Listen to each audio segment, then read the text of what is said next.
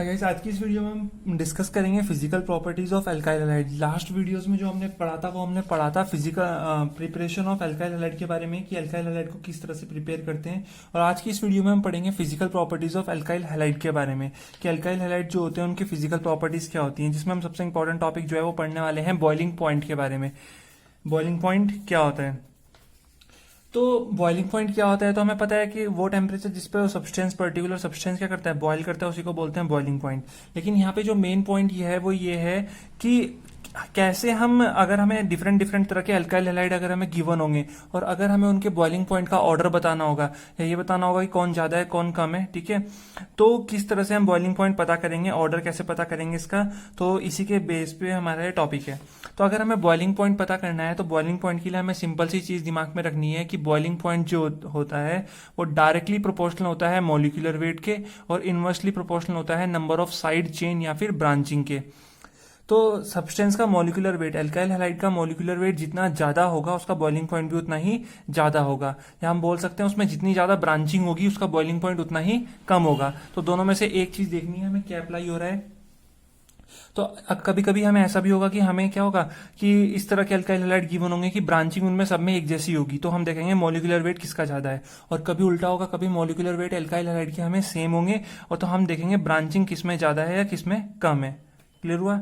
या हम एक और तरीके से चेक कर सकते हैं कि बॉइलिंग पॉइंट जो होता है वो डायरेक्टली होता है सरफेस एरिया के और डायरेक्टली होता है वंडरवॉल फोर्स ऑफ अट्रैक्शन। जिसका जितना ज्यादा सरफेस एरिया होगा उसका बॉइलिंग पॉइंट उतना ही ज्यादा होगा, क्योंकि ब्रांचिंग करने से सरफेस एरिया क्या हो जाता है, कम हो जाता है। ठीक है, तो जैसे हमारे पास पहला एग्जांपल है CH3CH2Cl, दूसरा एग्जांपल है CH3CH2CH2Cl और तीसरा एग्जांपल है CH3CH2CH2CH2Cl। तो हमें तीन तरह के अल्काइल हैलाइड हमें गिवन है।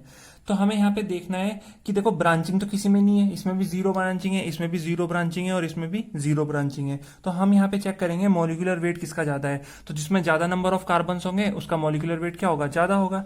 तो यहाँ पे हमें दिख रहा है कि ये जो हमारे पास एल्काइल हैलाइड है इसमें ज्यादा नंबर ऑफ कार्बन है तो इसका मॉलिक्यूलर वेट क्या होगा, ज्यादा। और जिसका मॉलिक्यूलर वेट ज्यादा होता है उसका बॉइलिंग पॉइंट भी क्या होता है, ज्यादा। तो इसका बॉइलिंग पॉइंट सबसे ज्यादा होगा और इसका सबसे कम।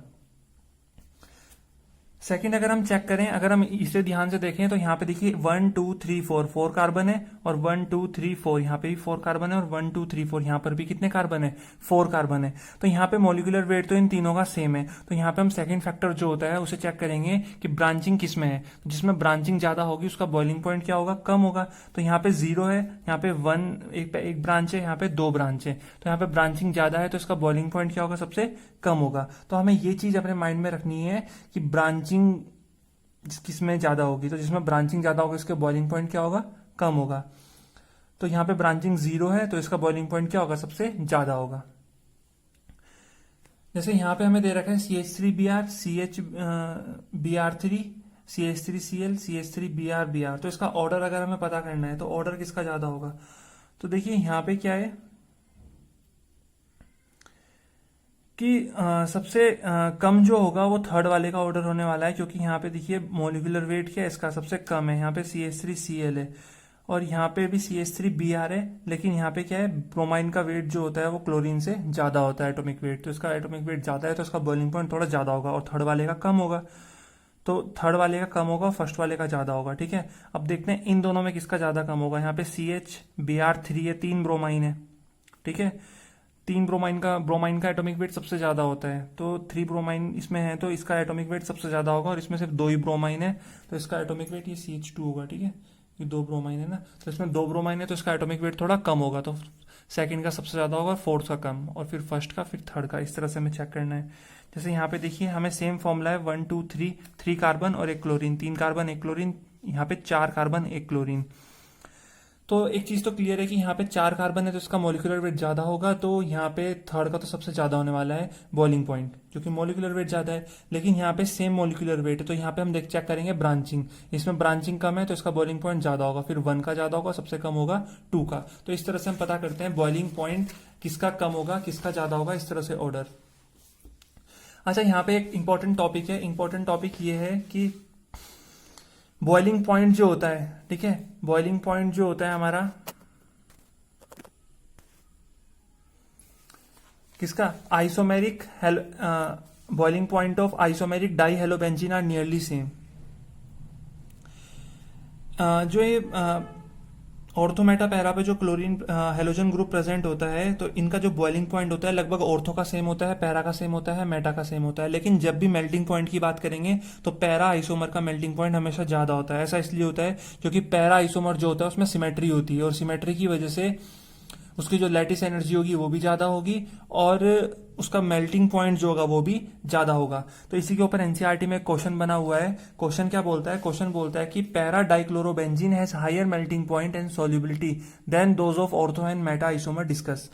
तो ऐसा क्यों है? तो ऐसा इसलिए है बिकॉज पैरा आइसोमर जो है वो ज्यादा सिमेट्रिकल है, ठीक है, और ज्यादा सिमेट्रिकल होने की वजह से उसमें स्ट्रॉन्ग फोर्स ऑफ अट्रैक्शन होता है as compare to meta and ortho isomer. तो इसको ब्रेक करने के लिए, ठीक है, मेल्ट करने के लिए, ब्रेक करने के लिए हमें लार्ज अमाउंट ऑफ एनर्जी की रिक्वायर्ड होती है। तो इस वजह से इसका मेल्टिंग पॉइंट जो होता है वो ज्यादा होता है, ठीक है। कम टेम्परेचर पे नहीं मिल पाता हमें, तो ज्यादा टेम्परेचर बढ़ाना पड़ता है क्योंकि ज्यादा एनर्जी की रिक्वायरमेंट होती है। तो ये चीज हमें ध्यान रखना है। तो अगर बात करें कि एल्काइल हैलाइड की फिजिकल प्रॉपर्टीज के बारे में, तो यहाँ पे फिजिकल प्रॉपर्टीज में सबसे इंपॉर्टेंट चीज जो याद रखनी है वो है बॉइलिंग पॉइंट के बारे में, क्योंकि बॉइलिंग पॉइंट में ही हम पे क्वेश्चन बनते हैं, और एनसीईआरटी में भी बॉइलिंग पॉइंट के बारे में ही काफी कुछ गिवन है। तो आई होप बॉइलिंग पॉइंट के बारे में इतना क्लियर हो गया होगा। और जो ये डाईहेलोबेंजीन होते हैं, इसमें बॉइलिंग पॉइंट और मेल्टिंग पॉइंट का कॉन्सेप्ट भी क्लियर हो गया होगा। तो नेक्स्ट वीडियो में हम बात करेंगे केमिकल प्रॉपर्टीज के बारे में, क्योंकि फिजिकल प्रॉपर्टीज में अगर हम एनसीईआरटी के अकॉर्डिंग चलते हैं तो बॉइलिंग पॉइंट ही यहाँ पे मेन टॉपिक है, और बॉइलिंग पॉइंट ही हमें ध्यान में रखना है। नेक्स्ट वीडियो में हम बात करेंगे chemical properties of haloalkanes के बारे में, जिसमें हम न्यूक्लियोफिलिक सब्स्टिट्यूशन रिएक्शन के बारे में पढ़ेंगे। तो आप इतना क्लियर हो गया होगा, जहाँ पे हम SN1 और SN2 के केसेस जो होते हैं वो डिस्कस करेंगे, जो काफी एग्जाम पॉइंट ऑफ व्यू से इंपॉर्टेंट है।